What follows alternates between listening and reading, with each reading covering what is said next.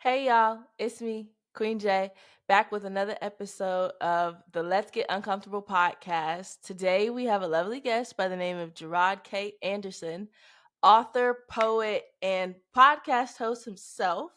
We're going to get into his story in just a minute, but we always start with a bit of mindfulness before we even jump into today's topic. I will put a little trigger warning here just because it is a sensitive content and topic that we are talking about in today's episode. But without further ado, it is now time for us to pause, breathe, and relax. It is now time for us to enter a space of non judgmental healing. It is now time for us to understand that in this moment, it is okay for us to have grace. It is okay for us to be reflective over the things that we have experienced, overcome, and felt. Our feelings are valid always, but our behaviors do need to be checked depending on what those feelings bring up.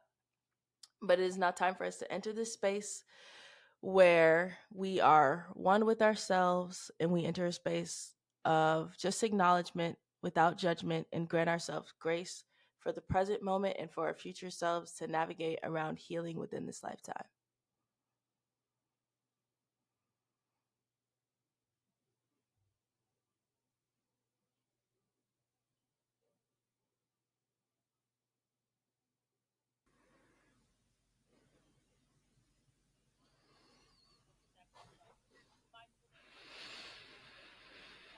All right, y'all. I hope that brought y'all some mindfulness, some peacefulness. That gave me a woosah because it always does that for me. Hi, Jerrod. Hey, it's good to be here. It is lovely to have you. I'm so excited to talk about your new book and to just kind of get to know a little bit more about you. Like I said, I was reading your story. I was reading some of it in preparation for our interview, and I was just kind of floored at the way you were describing the depression and the way you were describing certain feelings. And it was just Yeah. like, I can relate. One thing I did want to point out, though, is that for me, um, I have battled with depression, post traumatic stress disorder, and like a plethora of different mental diagnoses. But when you were talking about your Hmm. depression exhibiting as shoulds, was that something that you like knew in the moment, or was that something that you knew like later? Later. I Mm, mean, one of the things I talk about in the book, and one of the hard things about depression for me is that this idea that like depression defends itself, that I feel like depression has all kinds of ways to tell you that, well, in your case, it's not depression. yeah. You're just being realistic. You're just being realistic because the world is bad or your life is broken. Mm-hmm. And so there's no point in thinking of it as depression or trying to find healing because, in your case, you're just being Mm-hmm. realistic. And, depression lies to us and depression defends itself. But yeah, it wasn't necessarily in the depth of depression that I really recognized that should, must framework. It was more like later on when I started to really dissect it and it's where all the shame was coming from. Ah.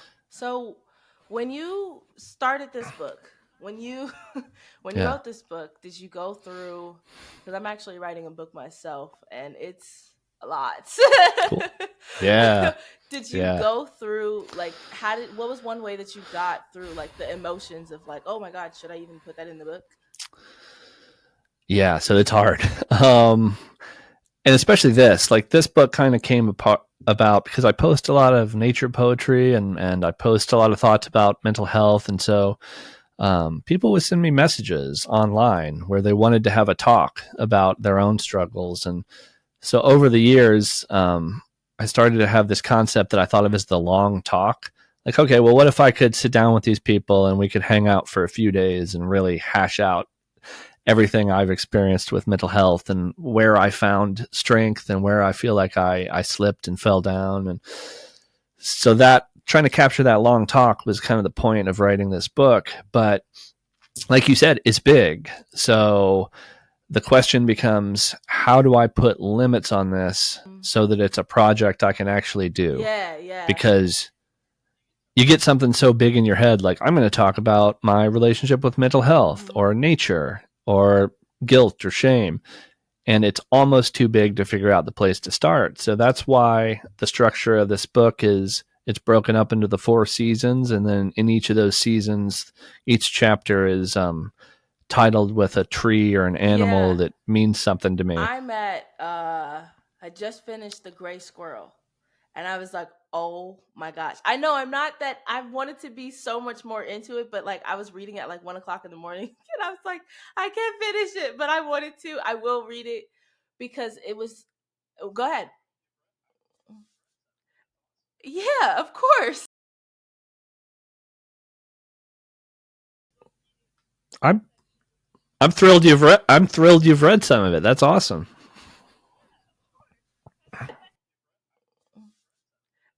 Yeah, of course.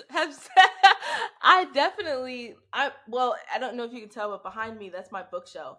I'm an avid reader. So like I read like different books at a time in different genres, but your book is standing out to me because it's speaking to what I have experienced in different ways. Like I'm gonna be honest, I am very new to nature poetry. I am a poet myself, but I have never heard of connecting back to nature in such a way where it's so profound and it resonates deeply within the soul, like the roots of us, you know? So I found that very empowering. Yeah. Yeah. Yeah, it goes back to when I was a kid. You know, it's I grew up in kind of a smaller town in Ohio, and kind of near kind of near woods, and like my mom would take me on nature walks every day. And so um yeah, it's like that kind of feels like a foundation of who I am. So I think that's one reason I kind That's of pretty lean toward cool nature cuz I poetry. I don't know, I kind of poetry saved me. Many people know that, but poetry definitely like I was thinking about my depression, and I was thinking about like what helps me get through it, and it's usually writing out like how I actually feel, Hmm. or writing out Yeah. the hard part, you know, not just being like, "Oh, I'm depressed." Like, no, writing out like the Yep. actual pressure that it's putting on your brain or whatever it is, whatever the thought pattern is, getting it out on paper helps me release that. And so I've always said that poetry has saved me, but I never even, like I said, that's so new for me, but I'm more of a spoken word poet. So like my poems will relate back to like a certain experience, and it'll be like me talking myself through that. So it's pretty cool. But I Yeah. think, oh, go ahead. I think I was just going to say, I think that's huge what you're saying, because, and it goes with depression too, that idea that poetry saved you. Because I know for me, like, writing down what I'm thinking or even how I'm hurting is so important. And poetry is such a good tool for that, because otherwise, like, depression is so slippery and abstract. And like, I, I feel like it can come in and hit you, and then you can't hit it back because it disappears, you know. And until you write it down, you take those feelings, you take the illness, and you trap it in a string of Ooh. words. You know, you put it in a piece of paper. Then now you can have a Yeah, now now you you can can analyze interrogate it it, and right? get to the root of it. It's interesting because I feel like I've always talked about depression as being like this thing where it's like, it's just this heavy feeling, right? It's this heavy pressure. But when I was, like I said, when I was reading a little bit of your book, I'm starting to see that depression doesn't have just one lens. It can be limiting, and it can be shame, and it can be all these different things, but at the root cause of it, it's isolating. At the root cause of it, it's extremely Yeah, isolating because it lies and tells you other people don't deal with this. You're the one that's messed up, and everyone else is totally fine. yeah, You know, one of the things that you said in the book was about like the productivity and seeing yourself as like a finished product, and I was like, "Oh, that's real." yeah, I think that's how mine first started. It was like, "Oh, I'm not living up to my potential or something." So, yeah, I see where that comes yeah. from, but it made me really wonder. You can Mm, you can just find all kinds of ways to Yeah, figure out why yeah, you deserve it. You know, like I feel bad. I'm scared to acknowledge it might be mental illness because we know what our society thinks about that. And so instead, our identities are, built out of stories. And instead, I think it's easier to become the bad guy in your own story than have to admit that you might yeah, have like an yeah. illness It that is. you have to It's a deal with. lot. I related to that too because I got to that part, and when I saw that, I was like, oh my gosh, that makes a lot of sense because, like I said, mine didn't manifest as or exhibit as like, oh, I should be doing something or something like that. I thought that was my anxiety. I thought that was like from a center of worry, like, oh, Mm, I should be more productive. I should be, you know what I mean? Like that high functioning anxiety. But my therapist was yeah. saying, like, they always said there are no shoulds or shouldn'ts here. In every situation that I was like working through in therapy, they were saying there is no should or shouldn't here. They shouldn't do this and you shouldn't do this. There is none of that here because that is judgment, which you're not realizing that you're doing, Yeah. but you're just kind of so. I think it's so ingrained in us to be like, oh, well, I should be here in my life at this point in time. And you're like, oh, yeah, that's totally fine. But then when you break it down, yeah, Yeah. no, We don't you even know we're have no doing it a lot idea. of the times, right? Yeah, Yeah. Or you think you're just being exactly, realistic. exactly. Like, oh, I'm just being realistic that I failed Yeah. this or I messed that up. And, it's, I had to deal with so much shame before I could even think about getting help. Um, it took me a long time to talk to a doctor or to look at therapy or, I'm very careful in this book not to be like, people think nature and mental health. I think there's a worry that I'm going to be like, go touch a tree and you'll feel all better. you know, No, I know that's probably like the yeah, most no, basic no. thought process. Like, oh yeah, So listen, I'm careful not to do no, that, it's a little bit deeper, but but also for me, yeah. nature was part of how, and I also I want to tell Mhm. people nature was my thing. I'm not. I want everybody to understand that like part of why that Yeah, was yeah, helpful yeah. was connecting with a passion that was fundamental to me, so that I could risk the vulnerability because Yeah. vulnerability is terrifying. Yeah. And like you have to risk vulnerability to be authentic and then to Whew. work on your own mental health because until you're ready to see yourself honestly, it's really hard to do anything about mental illness.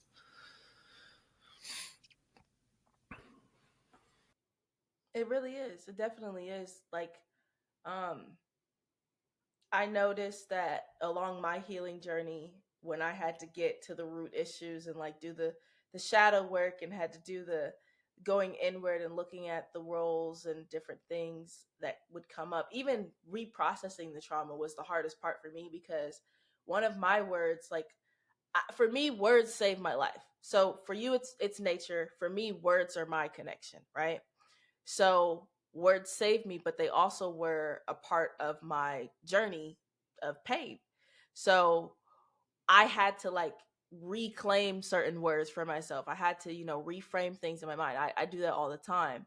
But one of the big words that I had the most hard, like the hardest time dealing with and like literally coming to embrace was acceptance.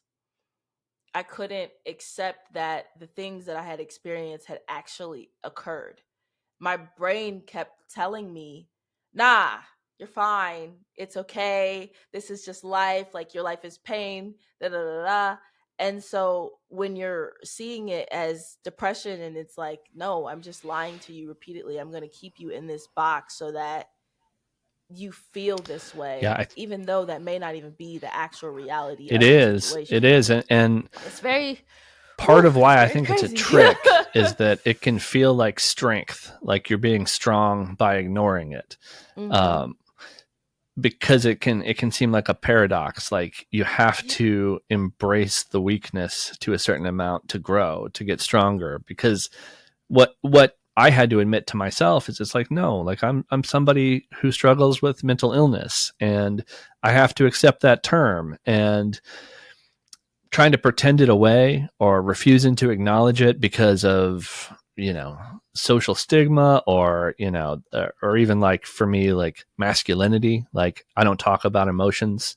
You know, I'm quiet and I'm just going to swallow this stuff. Like getting past all of that so that I could actually, like you said, write it down, um, talk about it with an expert, you know, experts even, like Mm-hmm. acknowledging that experts are real. And Yeah, acknowledging that there yeah. is a And space where you can seek yeah, that for help. me it Yeah, was yeah. it's interesting. Like talking about expertise. I had a therapist once tell me like we can get you back to neutral, like medication, therapy, but the problem is like then past that neutral, like the Huh. skill of being happy is a skill, and it's not a skill that we're taught really. Like Mm-hmm. okay, all right, so you take the sharp edges off of depression, and then for me there's like this then what question. And so it's like, all right, so what's good in the world? What are you interested in? What captures your attention? Yeah, because all right, like you take off the sharp What are your? edges, and I mean with Yeah, me it was yeah. like suicidal ideation and all that heavy stuff, and then it's Uh like, huh. all right, now what? And replacing all of those shoulds and all of that, those kind of rough thought patterns with something new is really important. How did you replace those thought patterns? Because as someone who sometimes still has like the like mine for me, like I said, was there are no shoulds or shouldn'ts here. But what was that for you when you replaced it? Was it is it like different? I mean, one thing I feel like we should acknowledge right here is some days I can't, and that's okay. You know, Yeah, yeah, no, yeah, yeah, yeah, yeah, yeah, yeah. Of course. Let's be real.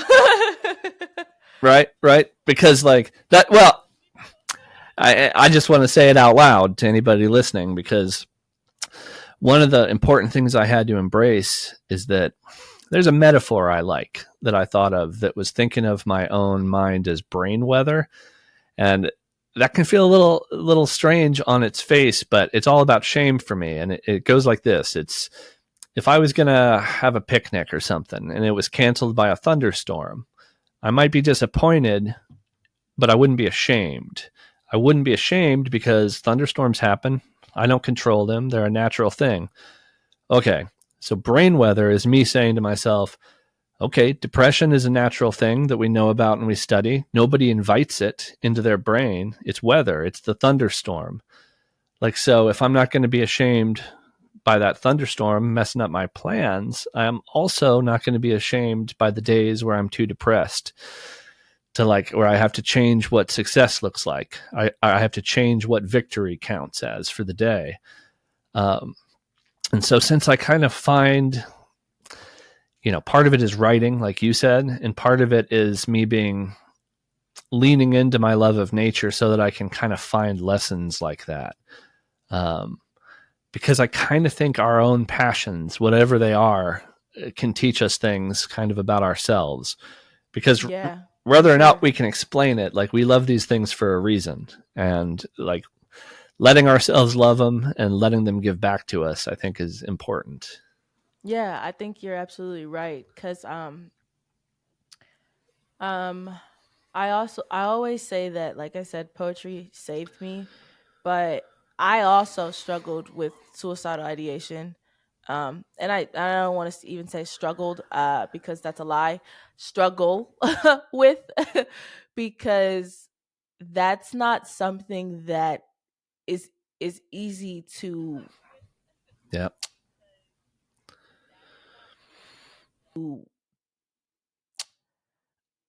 walk away from, or like pretend that it's not there, because sometimes it's just a random thought and you're just like, I thought I what how did we okay.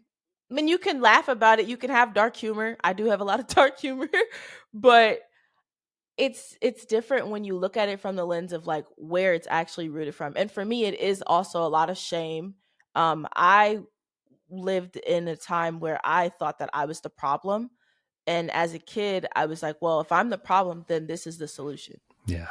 And I never saw it as a final thing. I saw it as pushing pause because my kid brain and my brain was just so overwhelmed with the painful experiences and just the trauma that I was experiencing, that it was like, okay, I just need a break. I Yeah. just need a break. And you begin to visualize it as that. And it is not. It is not. This is not me advocating for it. This is not that. I'm just saying your brain justifies things in certain ways so that you are protected and you are safe in your environment even when you're not safe in your environment. Yeah. So I'm learning that the psychology behind that is just fascinating. I definitely learned a lot about myself. But when you were talking about, suicidal ideation, what is one tool or mechanism that you return back to, other than nature, that you return back to help you get through or get past that suicidal ideation? I mean, I still have it too, some days. And I think that idea of push and pause, I get that. And I think I do. And even as an adult, and it's, I think often suicide is appealing as a way out when you feel like your situation is intolerable. And as dark as it is, suicide often feels like, well, there's so much in this world I can't control. I could control this one thing. This is an option that I have. Yeah.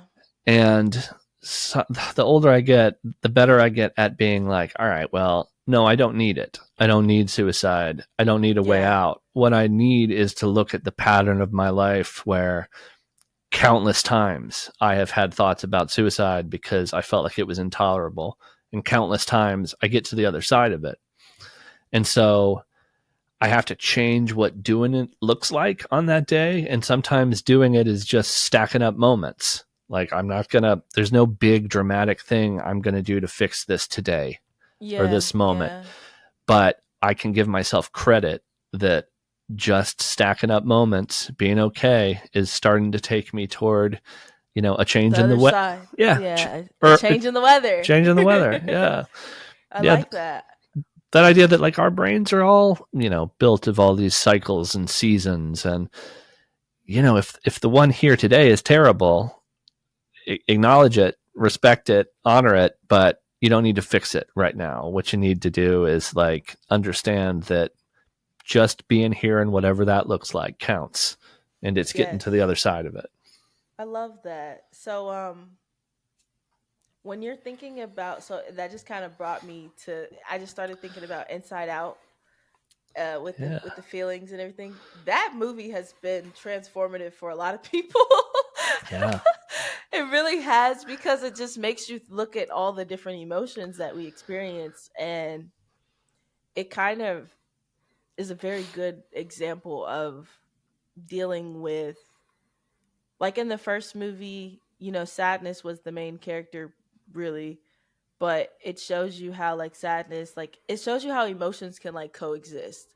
So Yeah. I feel like depression and anxiety can coexist, and like, but also you can have depressed moments with a mixture of a little bit of happiness. You know what I mean? You can have these coexisting moments of feelings, and it's nice because that allows you to find that space of grace, that space of like, oh, there's a little bit of reprieve here, if you allow yourself to go there, because not everybody allows themselves to go there for Yeah. example.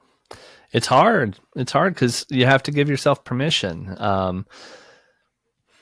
So there's a phrase I use a lot in this book, and it's meaning making. And it's this idea that, yeah, we have the power to make our own meaning. And, I feel like there are a lot of pressures today to ignore our own power of meaning making and instead, like, get it from external sources like jobs or certain brands or Shopping. buying certain things. Yeah.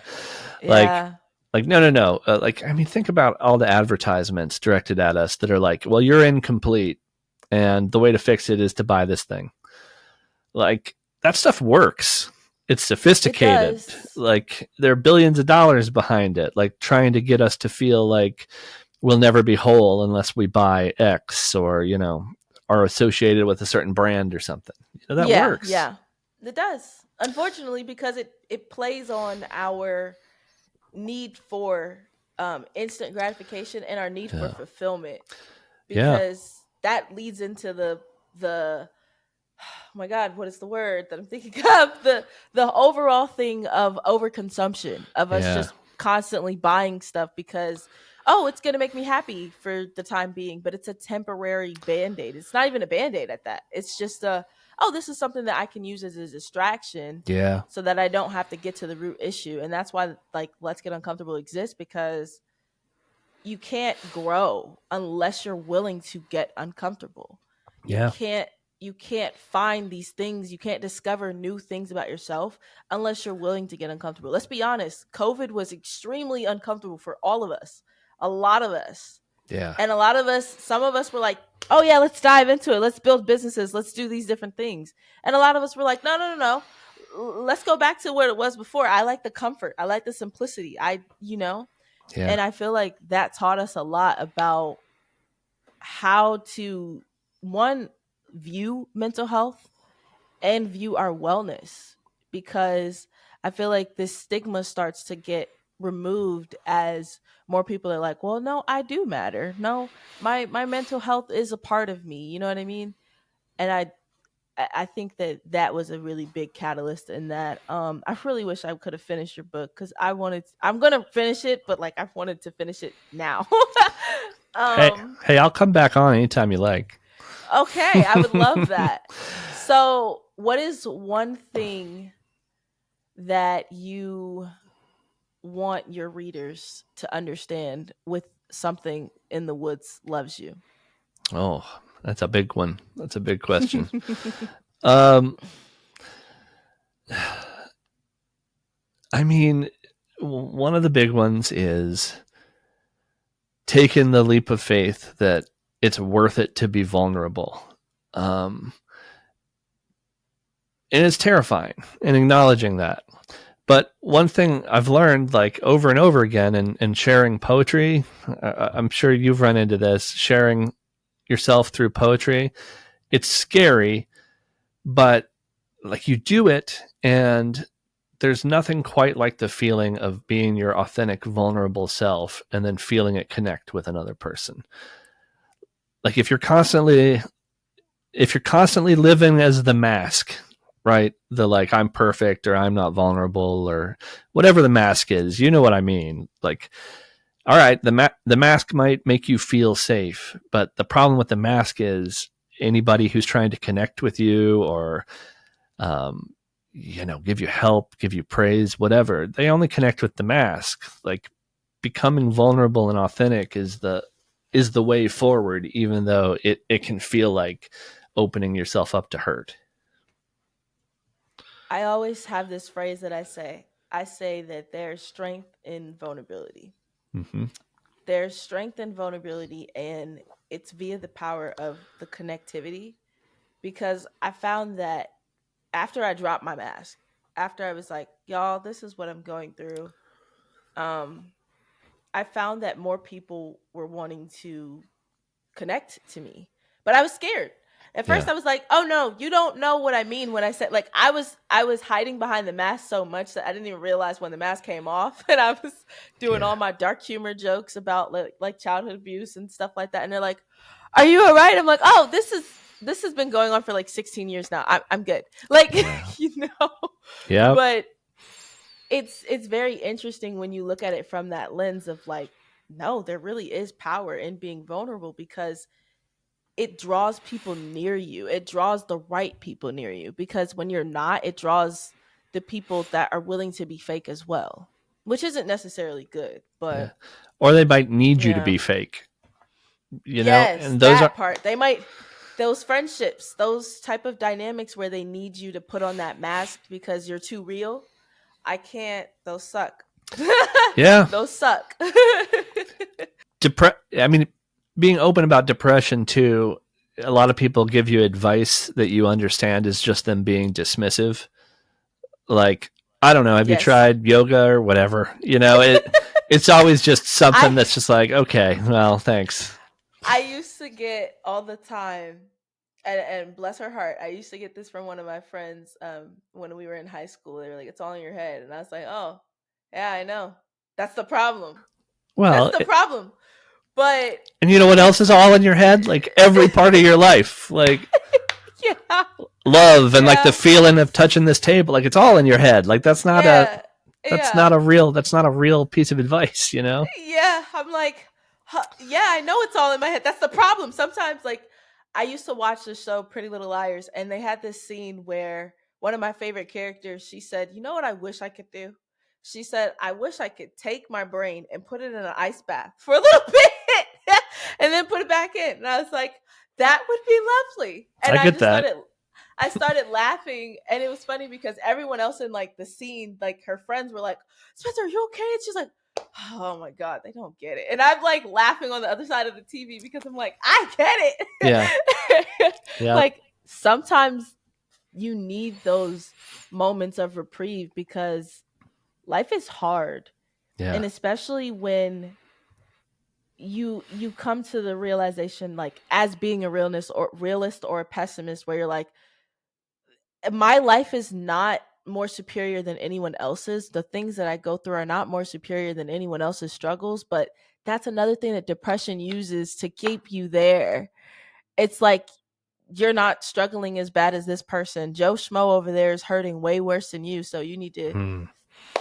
Yeah, you but I know, mean, depression hides the other side of that, which is that mm-hmm. you're worthy of as much love and honor and dignity as anybody else, too. Exactly. Exactly. And that's the part that you kind of have to dig. You have to dig to find, because I didn't find that for a while. I didn't see that Yeah. side of it for a while. So Well, I get that. and sometimes you have to operate like almost faking you believe it because yeah, because depression will tell you again and again there's no point to any of this stuff. Any of these little steps you take, whether it's therapy or seeing a doctor or reading about it. I mean, any of it, all of it can seem like what's the point until you take a minute and be like, well, I think I deserve to be happy. And I'm going to start taking some steps in that direction, whether or not I believe that I'm worth it or whether or not I believe it'll work. Like you kind of just have to do it like on faith for a minute. Yeah, you do. You do. You have to step out on faith and trust that it, it, the question, what if it all works out in the end? Yeah. Yeah. In my worst depression days, that question almost hurts. Like, because it's like you don't want to acknowledge it. And depression almost feels like a monster in the corner sometimes. And like that, what if it all works out makes it angry, you know? Yeah, Uh, it does. The like right now, as we're talking about the question, I got some things that are like, well, what if it doesn't? What if it was pointless? What if I was right? But I think that um I think that's we can challenge it in a number of ways, but I feel like that's just the enemy or something trying to keep you from getting to the other side. Getting to the other side of that moment, because we all have a voice that's not ours. Um and it's frustrating when you have to constantly battle that, but when you start to go along your healing journey, you discover, at least for me, like that self discovery is so vital, where you discover, like, oh, there is something on the other side of this. And I may have to keep fighting this to get to the other side, but know that the fight is worth it, warriors. Know that the fight is incredibly worth it. yeah, absolutely. Yeah. Yeah. I'm so happy that you came on. I really am. Oh, What thanks. Yeah, I'm happy that you're willing to share such a vulnerable part of your story. Like, how long was your healing journey, or has was it when you first started? I mean, so the book kind of starts at this place for me that was a real low point. Um, and it was funny because it was like I had done all of this work that felt like the stuff I was supposed to do. And I had a job at a university where I had a director title, and it was like, yep, there it is. I did it. Time to time to do this for the next 40 years or whatever. And I was miserable and I wanted to die. And it was this terrible like epiphany that I had put all this, I had, put all this hope and faith. And if I just do the stuff I think I'm supposed to do, that'll be the key to happiness. And it wasn't, of course, because it's one of those things. If it's like you give all your power to make meaning to other people, like they're not going to take care of it the way you would. And so, from there, I really started trying to retrace my steps to what actually made me happy or interested or, in love with the world. And that really led me back to nature. Do you And have nature walks now? oh yeah. Yeah. And there are days where I like laugh. There are days I don't want to do it. And I do it anyway, Well, yeah, yeah. That's usually that's typically what happens when you're in your healing journey. You get to a point where you're like, man, like me, I love going to the gym. Some days I don't Yeah. want to go to the gym. Some days I'm like, nah, I'm too tired. Like I did chest day yesterday, and I kept putting it off, and I was like, I need to go. I'm going, and I got there, and I was like, oh my god, this restores me. This Yeah. recenters me. So at this point, it's part of my lifestyle. So I get it. Weightlifting is one of the things for me too. And Oh yeah, honestly, like it scratches the same itch as nature sometimes, where it's like, okay, yeah. this like lets me feel anchored in myself and like my physical self as like Mm-hmm. part of the world. Like I'm here, and like Yeah. you feel the weight and you can feel your own body, and it's like, okay, this makes me feel grounded, and connected. Yeah, yeah. So do you do a lot of like somatic breathing or somatic movements within your body often? I haven't really explored that much, but I think it's on the list. It's something Okay. I think I would benefit from it. I have, so one of the things that led me led to this interaction was my previous episode, one of my previous episodes I did with a woman by the name of Cielo. She has a breathwork studio, and we Okay. were talking about the power of the breath within, the power of self-discovery within breath work.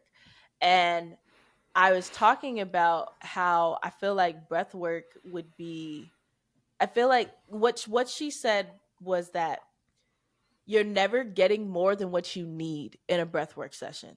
Hmm. So you may go into it with these expectations, but then you get into the moment, and you're talking with her, and she's like, no, don't have any judgments for yourself. Whatever comes up, breathe through it. And then you may find that what you thought you needed was not what you needed, but you did leave with what you needed.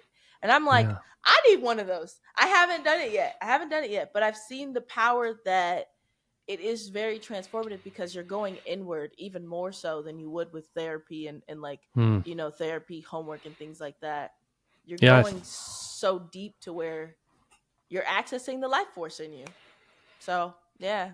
I think I would like that. And sometimes it's like I know I would like that, and part of it is just any activity where you set time aside to show up for yourself. Oh my god, it's so hard. Yeah. It is incredibly hard sometimes for me to get out of, like, and it's so funny because I have had doctors where they're like, no, you're not at that level, you're not at that place where you're like bedridden and you can't get out of bed, you're showing up for yourself consistently. I'm like, yeah, that's what you think. Yeah. Sometimes I have to peel myself out of my bed. Sometimes I have to be like, okay, let's do this first. Let's burn some incense. Let's Yeah. get my body moving so that I can move. Because if I don't move, I'm gonna be sitting here. I'm gonna be sitting here.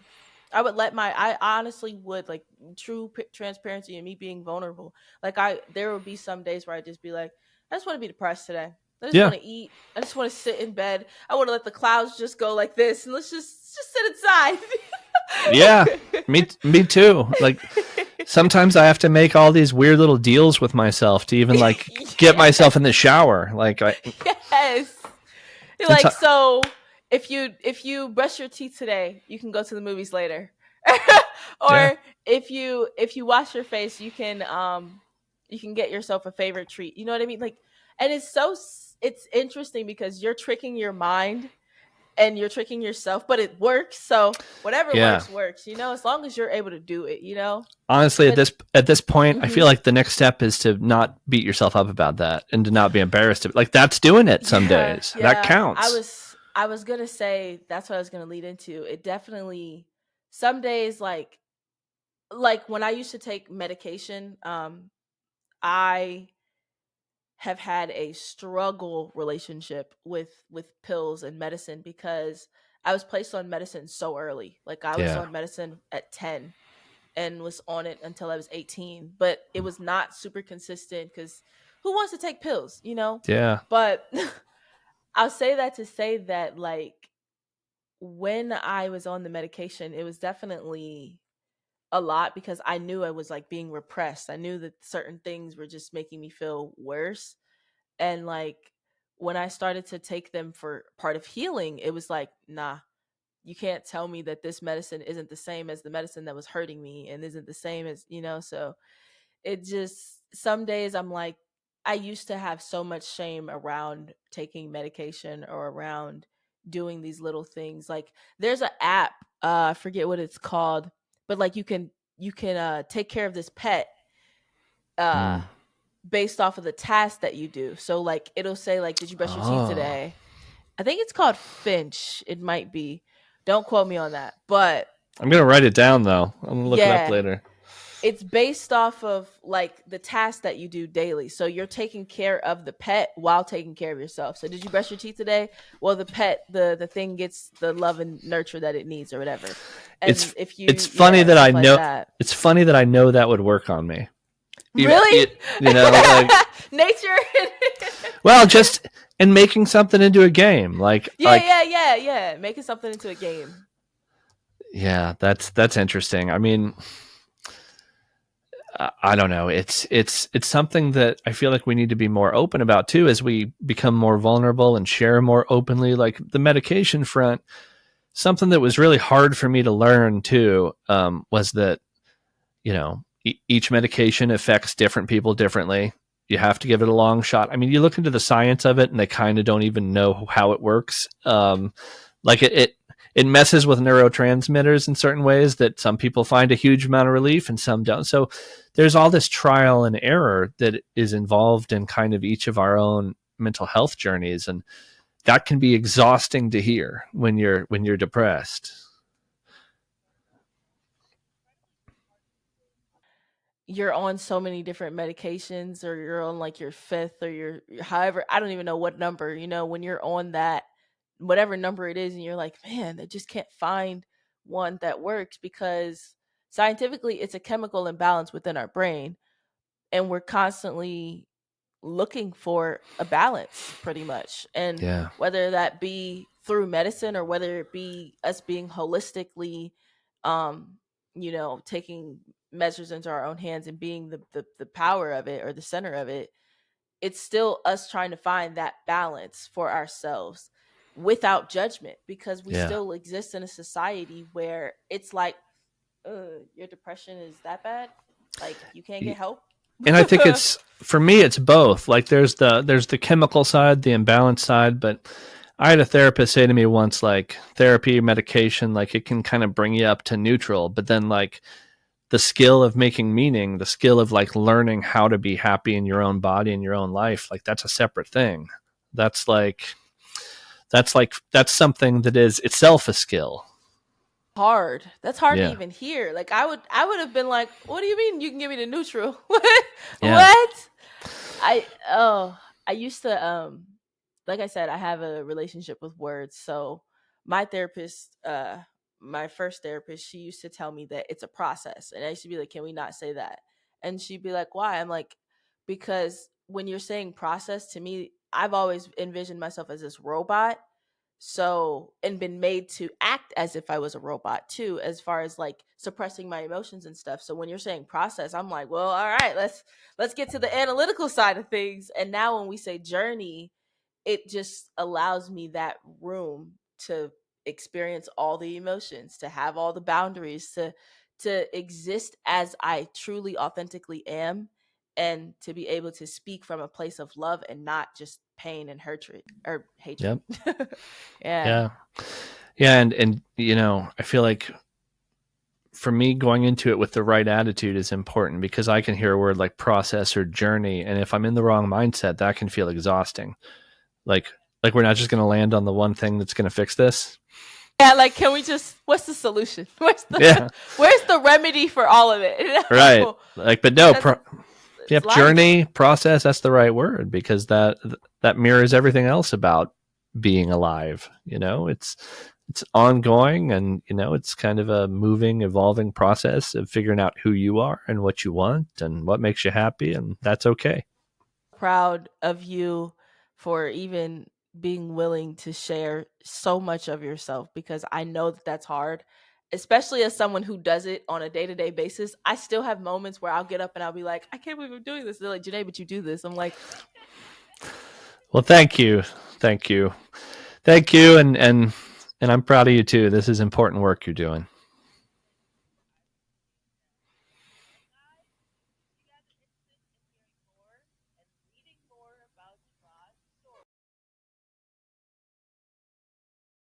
welcome.